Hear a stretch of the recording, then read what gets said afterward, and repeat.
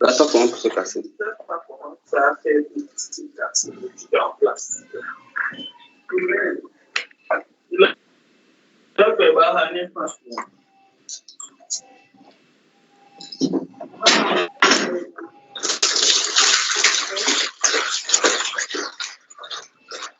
Bien, je crois que nous pouvons débuter. Hein?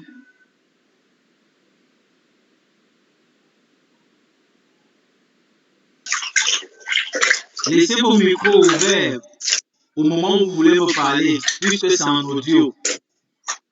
Je disais que nous allons débuter. La consigne mercredi était de récupérer les chapitres sur diagramme de cas d'utilisation et diagramme de séquence. De lire, de noter ces questions.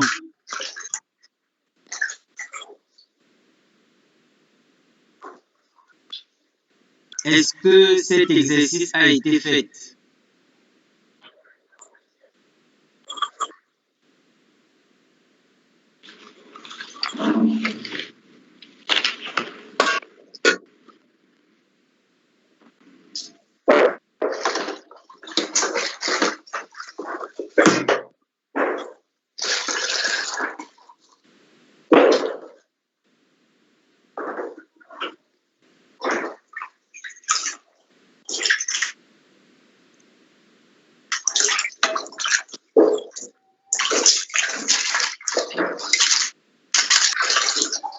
Apparemment, vous vous êtes connecté, mais vous faites tout autre chose que l'enseignement. Puisque je pose des questions et personne ne me répond, j'entends seulement les casseroles, les bruits des casseroles et autres.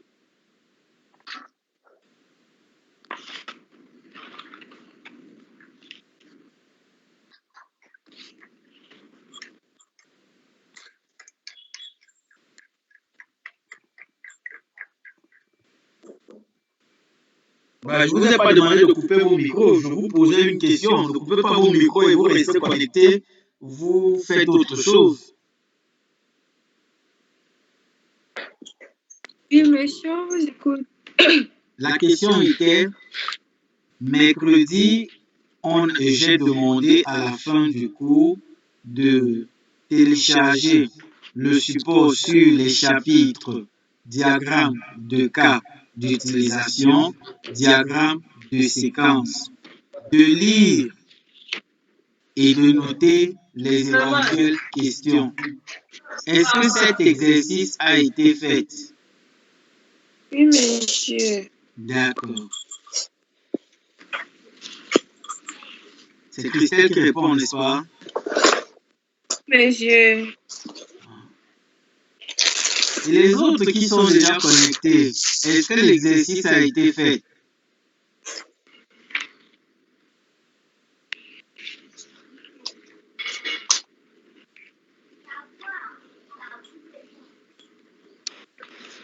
Oui, monsieur. Ça a été fait, monsieur. D'accord.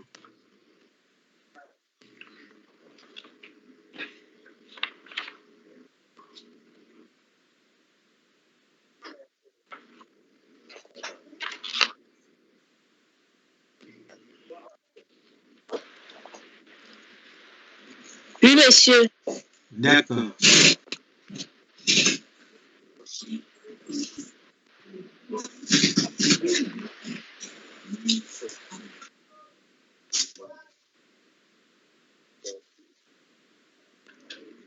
C'est vrai que dans les deux campus, nous avions déjà traité ces deux chapitres-là. Il était question pour nous de faire une espèce de révision pour se rassurer que les uns et les autres n'ont pas tout oublié.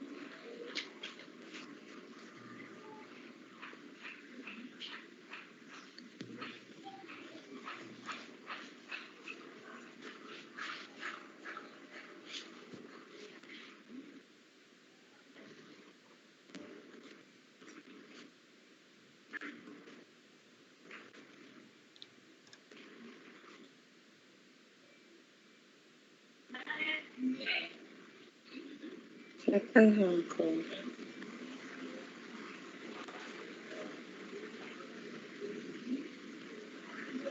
Bien, je vais donc faire le tour des étudiants et donner la parole à tout un chacun.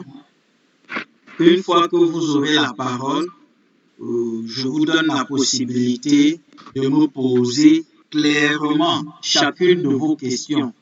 Vous posez la première question, vous me dites qu'elle est terminée, j'apporte l'élément de réponse, ainsi de suite.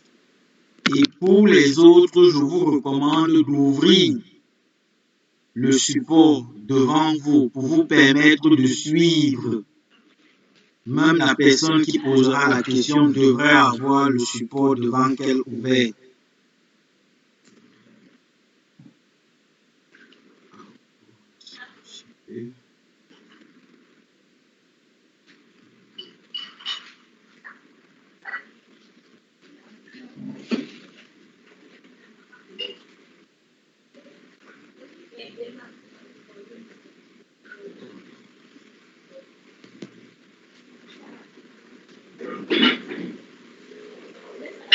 Le premier tour de table porte sur le chapitre 2, diagramme de cas d'utilisation. Je vais passer la parole à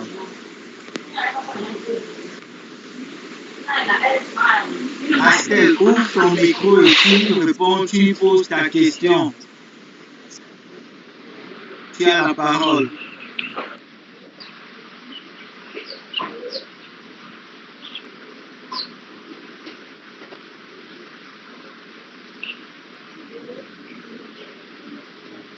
Je demande à Astel d'ouvrir son micro et de poser la question.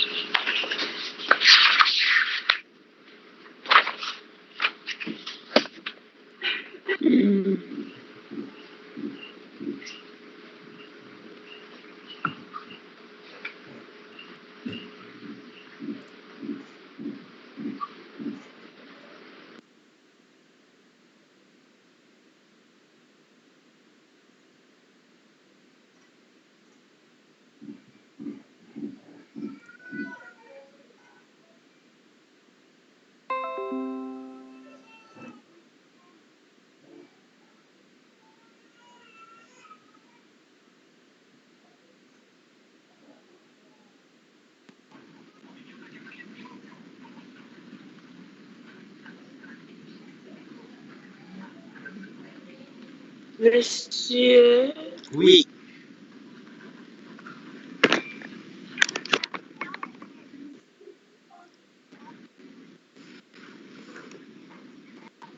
je t'écoute.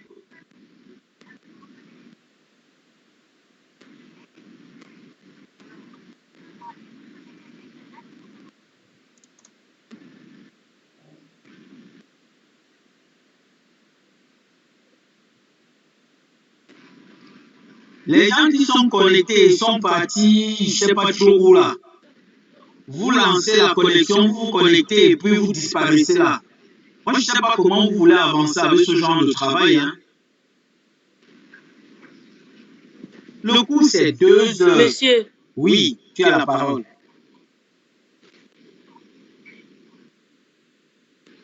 Là, c'est plutôt Christelle qui parle. Non. s'il vous plaît, monsieur. Oui, je t'écoute. Tu as la parole.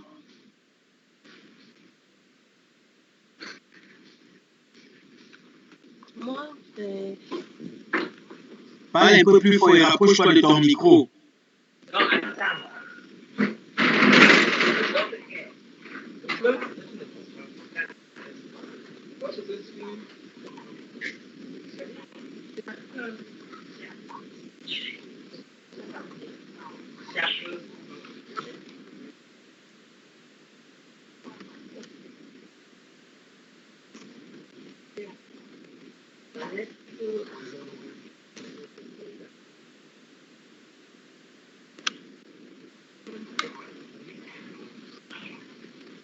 J'attends toujours la question.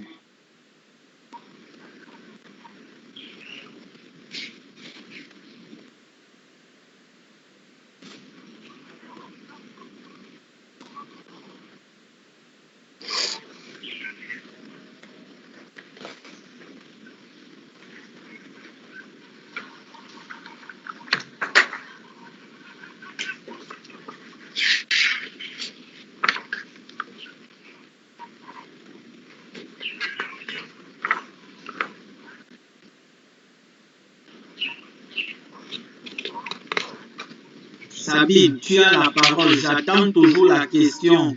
Apparemment, tu voulais poser une question.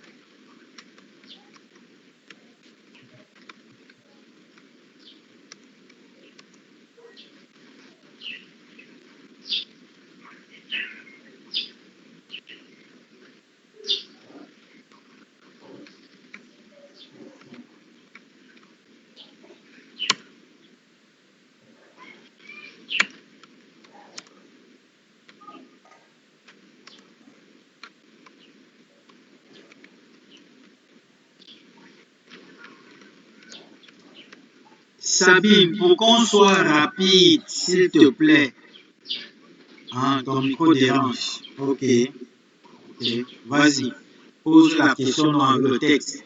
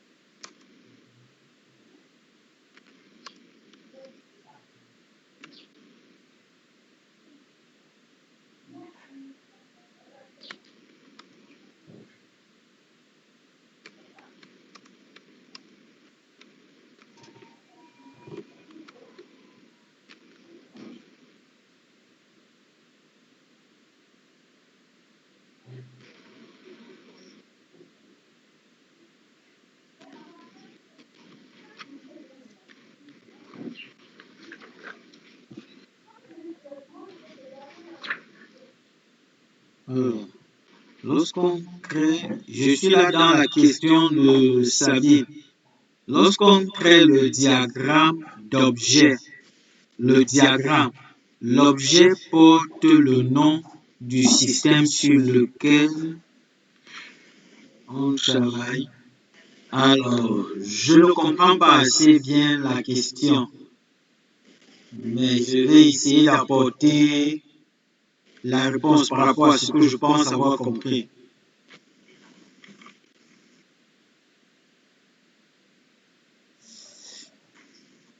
Déjà, il faut noter que dans un diagramme de séquence, je vous recommande là d'aller dans le chapitre du diagramme de séquence.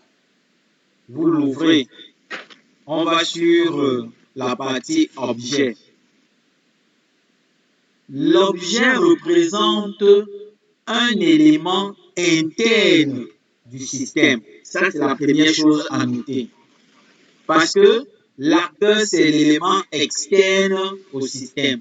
L'objet représente un des éléments internes du système. Dans un diagramme de séquence, on n'aura pas un seul objet. On pourrait avoir plusieurs objets. Le nom que l'on attribue à l'objet va donc dépendre de la tâche que va faire l'objet dans la séquence. Si nous prenons l'exemple que nous avons à la première page du chapitre, vous allez voir que dans la figure 1 représentant les objets, j'ai comme ça pris de manière ramassée quelques objets et je les ai positionnés. Et puis, j'ai mis nom d'objet, nom d'objet. Ça veut dire que vous pouvez avoir plusieurs objets et ils vont avoir des noms différents. Prenons un exemple concret.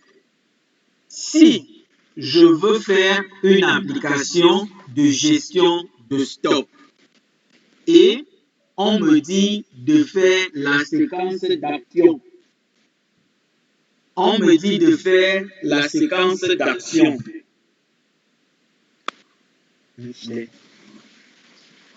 On me dit de faire la séquence d'action sur insérer un stock.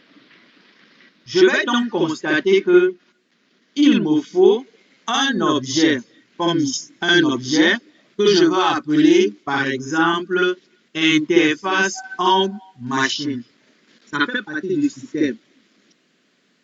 Je vais également observer qu'il me faudrait un objet appelé base de données.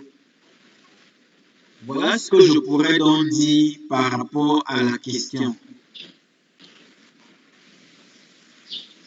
Si l'élément de réponse te satisfait, tu écris OK.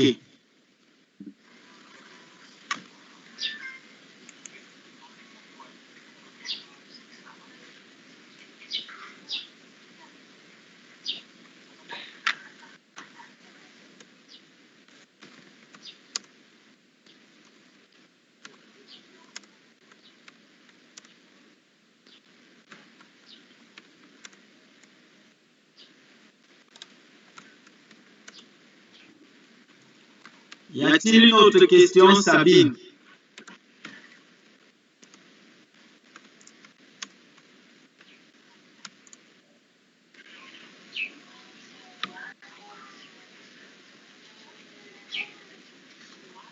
Ok. Tu dis que tu n'as pas bien compris l'exemple. Je vais donc refaire l'exemple. Pour cela, je vais partager mon bureau.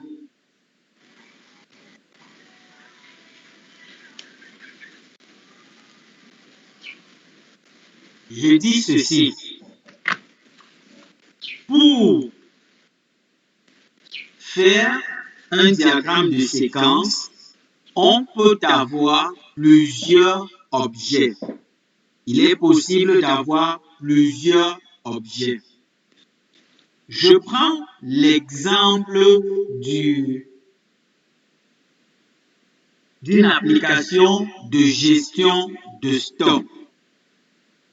On me dit, fais le diagramme de séquence, ajouter un élément en stock. Sur la base de la figure de la page 1, figure 1, représentation d'objet.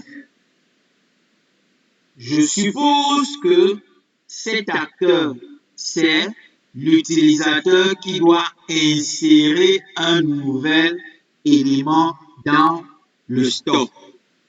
Donc, le bon sens voudrait que dans le système, le premier objet que je vais utiliser, comme je suis en train d'indiquer là, ce serait l'objet interface homme-machine. En classe, je vous ai dit d'abréger cela IHM. Donc ici, je vais mettre l'objet IHM. Par la suite, je sais que j'aurai besoin de travailler avec la base de données. Donc, je peux placer comme deuxième objet base de données. Je vous ai dit en classe qu'on pouvait abréger cela BD. Donc, pour mon exemple de gestion de stock, insérer un élément dans le stock, j'aurai donc un objet que je vais appeler IHM et un second objet que je vais appeler BD.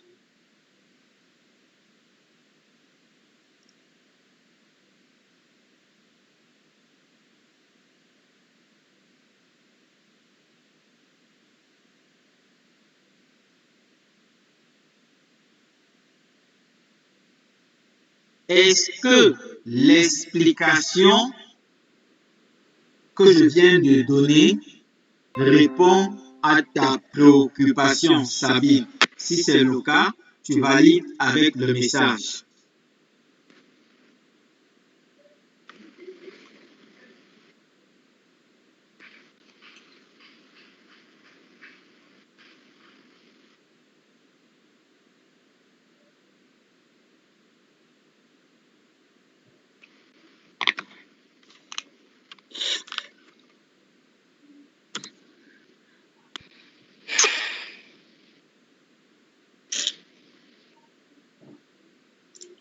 Ok, je te remercie d'avoir posé la question et je vais...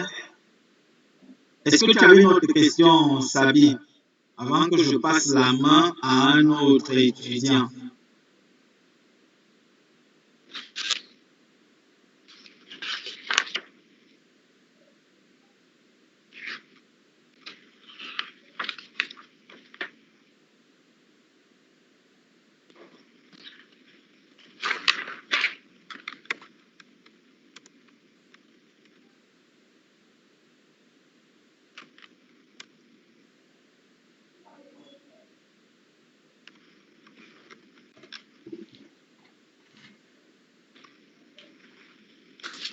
Ok, c'est bon. Je vais donc passer à l'étudiant Astel. Je ne sais pas ce qui se passe. Tu es connecté Astel, mais tu ne réagis pas. Ouvre ton micro et pose tes questions. C'est à ton tour. Tu ne vas pas me dire que même jusqu'à présent, tout le monde m'écoute sauf toi.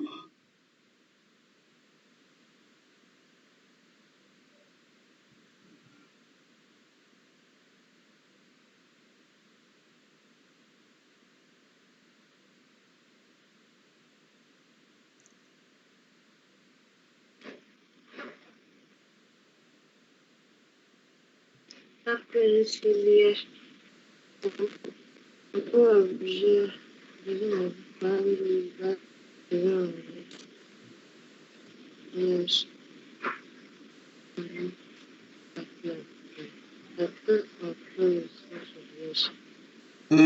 S'il te plaît, reprends. Reprends la question et parle un peu plus fort dans ton micro.